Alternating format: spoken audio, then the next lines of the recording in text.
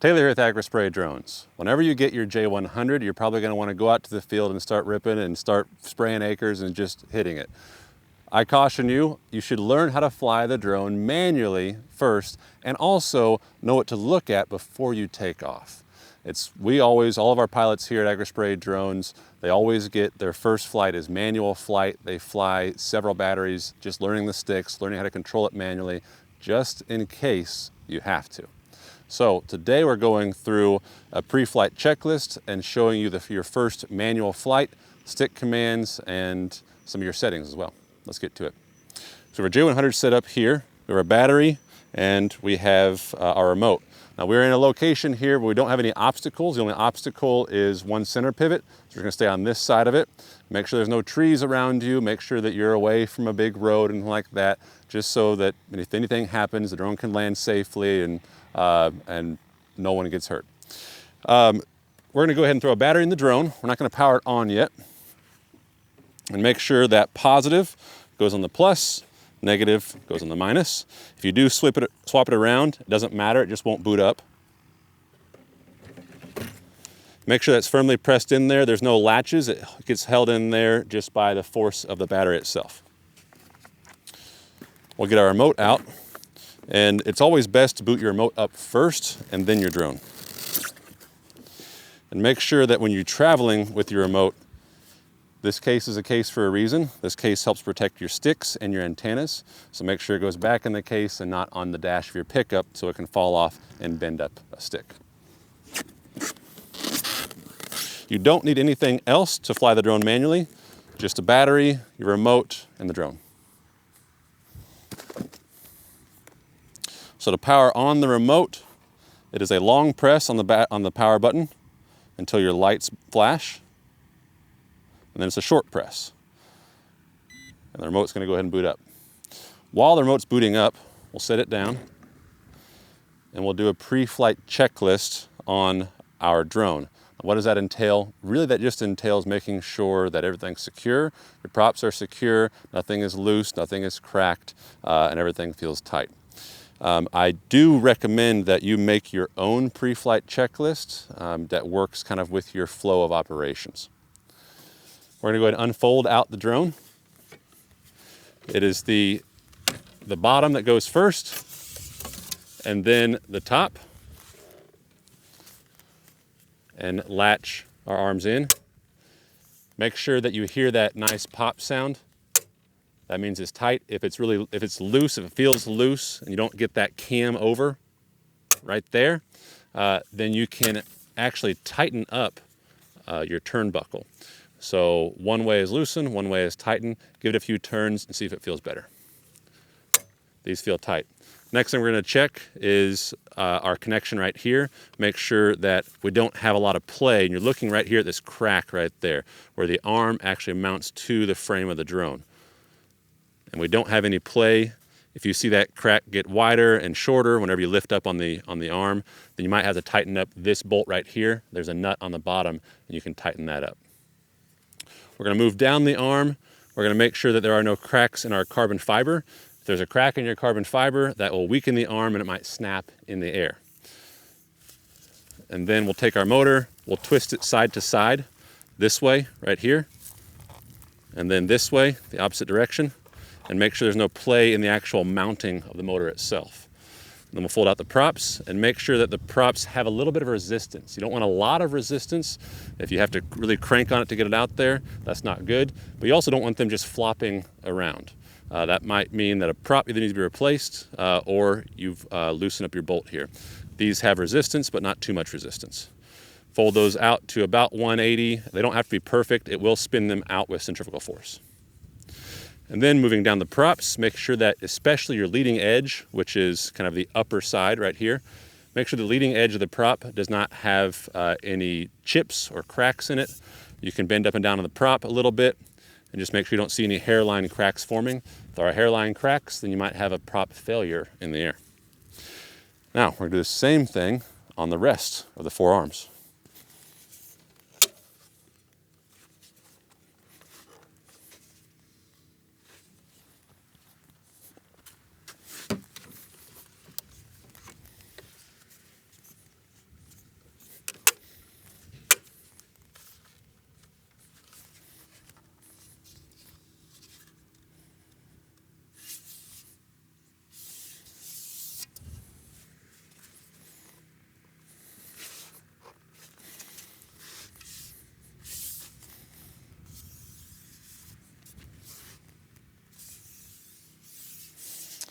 Okay, arms, props, motors are all good on this drone.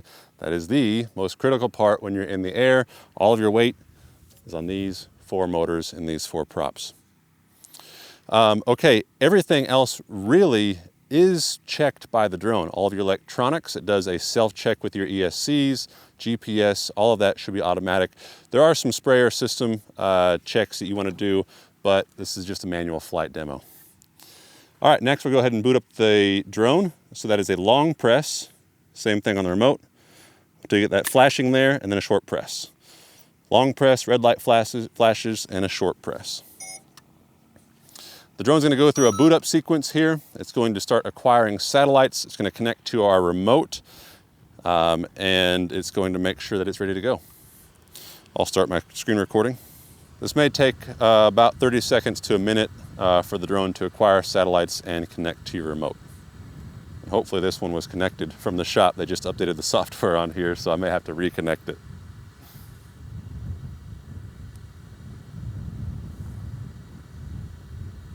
Well, I'll go ahead and do that. So if your remote does not connect to your drone, then we're just going to hold down on our linking button here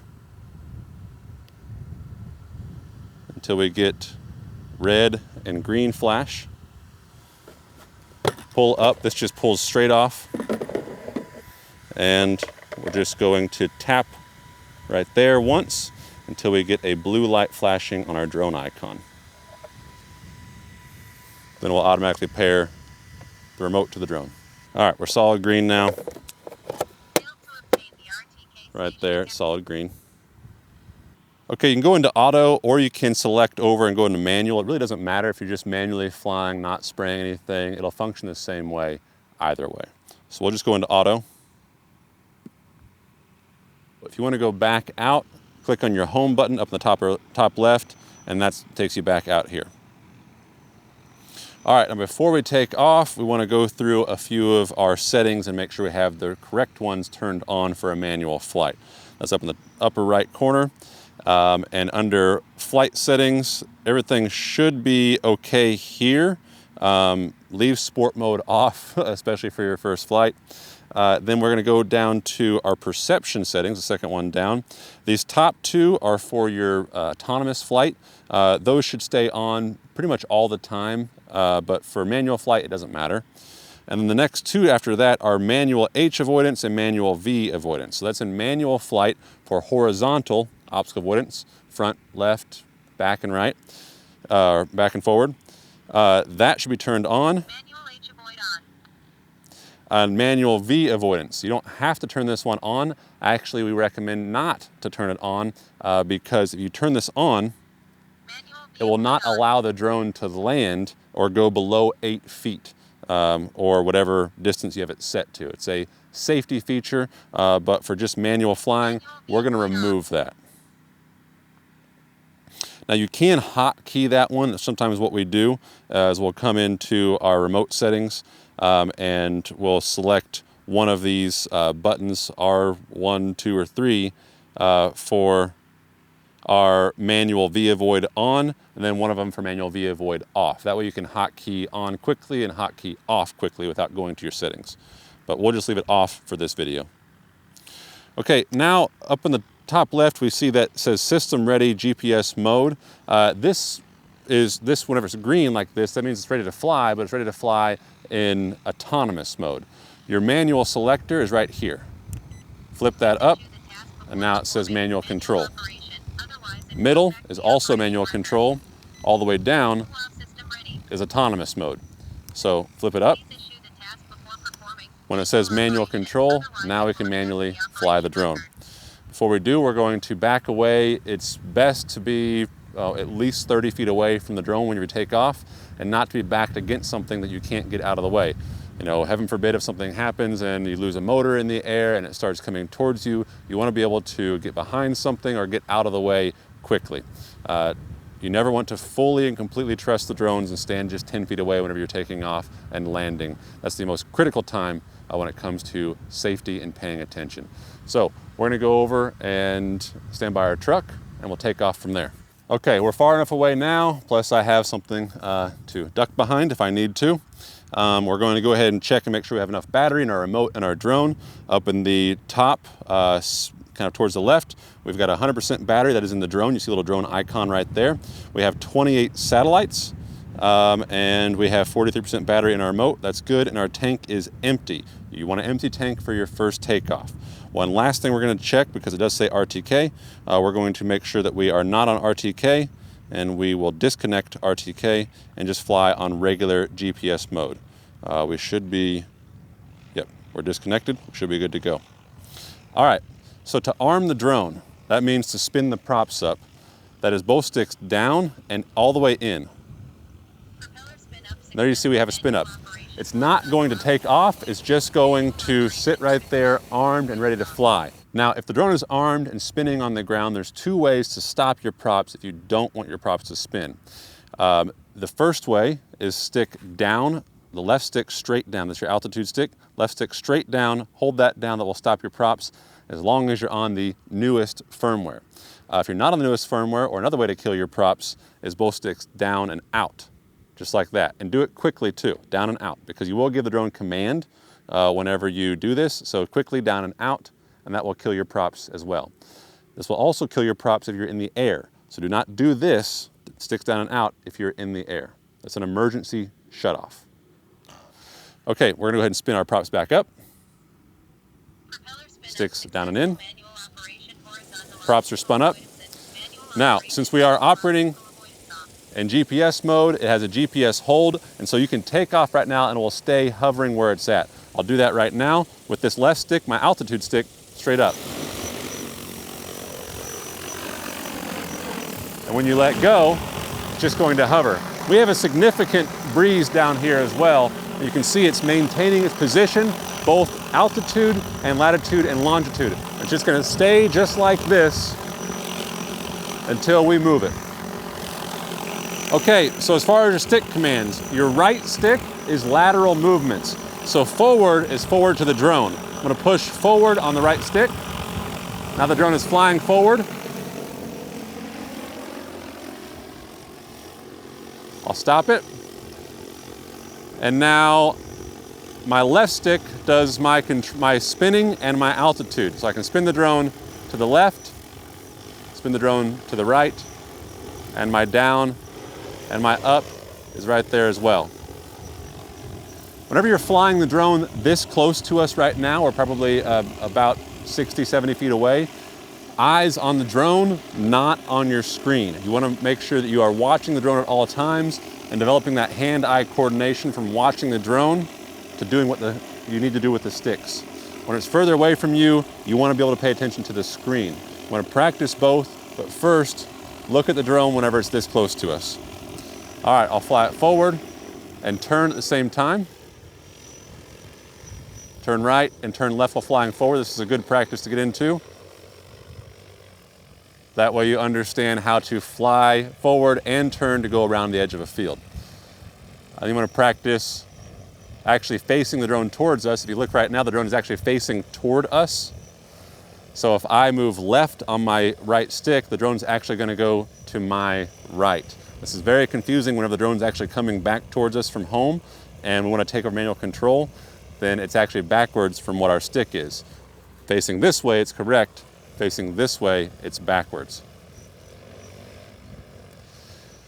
When you do this, I like to have multiple takeoff and landings. That is the most critical part of the operation. So practice your takeoff and landings and practice your aerial maneuvers and combination maneuvers as well. Make sure you go easy on the sticks. Don't jam the sticks all the way one direction. The drone has very quick acceleration. Very easy on the sticks. So we'll bring it down out on the field and land it manually. And you want to do nice and easy on the stick as you get close to the ground. Easy on the stick, and then all the way down. That will kill the props. Take off again. Sticks down and in. We'll kill it. Sticks down and out. We'll arm it again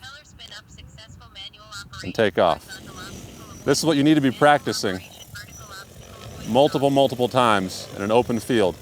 Manual control. and gradually being able to fly faster and faster, doing more and more combination moves until you're comfortable. All right, we'll bring it back and we'll land it manually. We're not going to use our return to home feature at all right now because we want to have full control of the drone so that we can learn. I'll spin it, bring it down.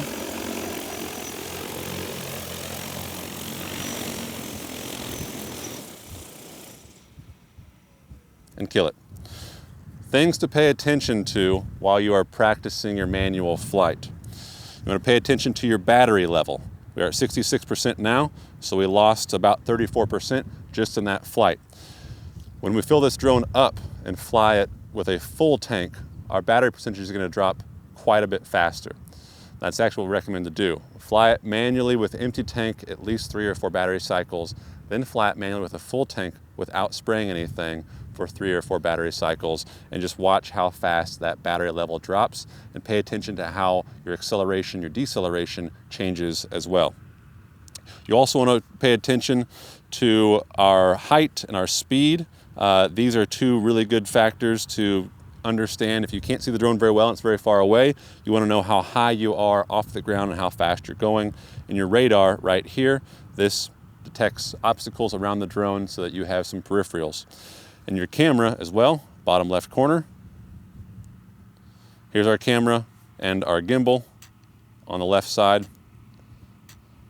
Once you get good at flying the drone in close proximity to you where you can see it, then you want to take it further away from you and use your camera to fly the drone, and using your gimbal and watching your height and your speed and doing it through the remote screen, not through watching the drone.